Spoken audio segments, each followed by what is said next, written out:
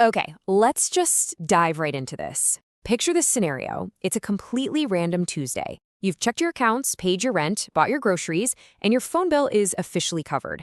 And sitting right there, staring back at you, is exactly $100.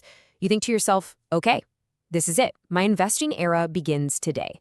You really want to put this money to work, but you want to do it the smart way without, just metaphorically lighting it on fire. So in this explainer, we're going to break down exactly how to deploy that very first $100. We're going to build a system that protects you from the absolute most common beginner mistakes and actually sets you up for real long-term wealth. Because, let's be honest, there is a massive contrast between what we see online and what actually works in the real world. On one side of your feed, you've got this relentless social media hype, right? Someone is always shouting at you about how to turn $100 into 10 grand in 30 days, or begging you to buy some super obscure crypto before it goes to the moon, or claiming this random penny stock is literally the next Amazon. It is pure chaos. But the smart reality? It's entirely different. Your first $100 is absolutely not about picking lottery ticket winners. It's about building a calm, automatic system. Our entire goal here is to turn you into someone who invests consistently, completely ignoring all that outside noise. And that brings us perfectly to Section 1, the hype versus reality trap. Before we even start talking about exactly where to put your money, we really have to talk about how you think about it. Because the single biggest difference between people who successfully build wealth over their lifetime and the people who don't, it isn't the raw intelligence. It's actually their behavior. Behavior, far more than the math, is exactly what destroys beginners. Dalber research from 2024 illustrates this perfectly. While the S&P 500, which is essentially just the broader market, returned over 25%, the average equity investor only saw a return of about 16.5%. So why is there such a massive gap? Well, it's not because investors are somehow stupid. It is entirely because human emotions constantly push us to buy and sell at the exact wrong times. We get super excited when things are expensive, and we completely panic when things drop. We desperately need a system that protects us from ourselves. So let's look at how this builds into an actual strategy with Section 2, the 3-bucket framework. Think of your first $100 as needing to go into one of 3 possible buckets. But actually, before we can even assign your money to a bucket, we have to pass what we call Step 0. It really comes down to this one absolutely crucial question. If an unexpected expense happens, will you need this money back immediately? I really want you to stop and think about that for a second. If your car breaks down tomorrow or you get a total surprise medical bill, are you going to have to pull this $100 right back out of your investment account? If the answer is yes, then traditional investing might not just be unhelpful for you right now, it could actually hurt you if you're forced to sell your investments at a loss just to cover a sudden unexpected bill. To really understand why this is so critical, let's look at some data from the Federal Reserve. We know many people struggle with a $400 emergency, but a shocking 18% of adults said the largest emergency expense they could handle using cash or savings was under $100. That is a stark reality check. If you fall into this category, your first $100 absolutely positively must go into bucket 1, safety. Putting this money into a basic savings account isn't failing to invest, okay? It is literally investing in your ability to stay invested later on without panicking. Because if you don't have that safety buffer in place, you become a prime victim for a loss aversion. This is basically our psychological tendency to feel financial losses much, much more intensely than we feel gains. When financial stress hits because of a surprise bill, your brain doesn't just calmly sit back and analyze long-term market returns. No way.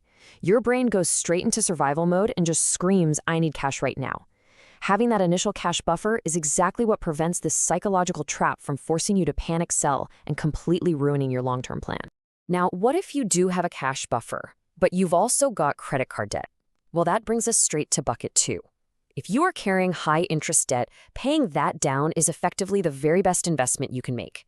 Let's say you have a credit card charging 25% interest. Paying off $100 of that balance is mathematically identical to earning a guaranteed 25% return on your money. And let me tell you, the stock market can never, ever guarantee anything close to that. So you've got to fill the hole in your boat before you try to upgrade the sails. So the crucial point is this. If you've got your safety buffer and you don't have high-interest debt dragging you down, you are finally ready for bucket 3, actual investing. And I'm going to be super direct with you here. Your first $100 should not go into individual stocks, and definitely, absolutely not into meme coins named after a dog you saw on Twitter. I mean, could you get lucky? Sure, but that's playing the lottery. That's not investing. The incredibly smart, proven move is to buy the entire market using a broad index fund. Why?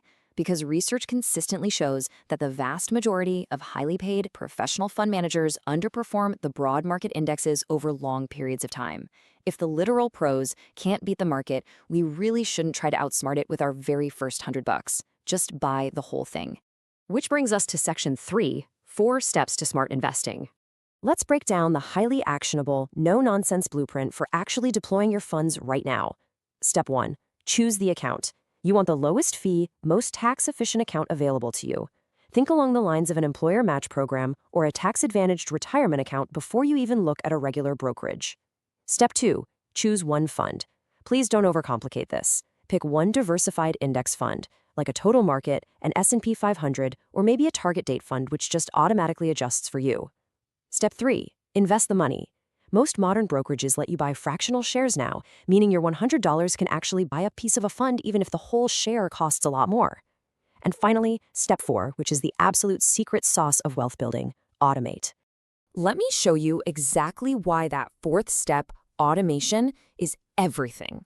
Historically, if we adjust for inflation, the U.S. stock market returns a real growth rate of roughly 6 to 7%.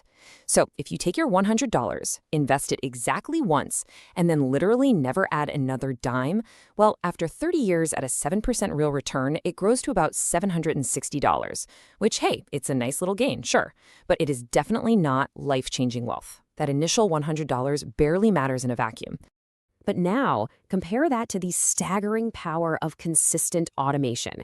If you automate a contribution of just $25 a week, which is a small, highly manageable habit, over those exact same 30 years at that exact same 7% return, you end up with roughly $120,000. And you didn't achieve this because you were some financial genius who perfectly timed the market. You achieved this massive wealth simply because you were consistent. Automation beats motivation every single time. All right, let's wrap this up with Section 4, avoiding the silent killers.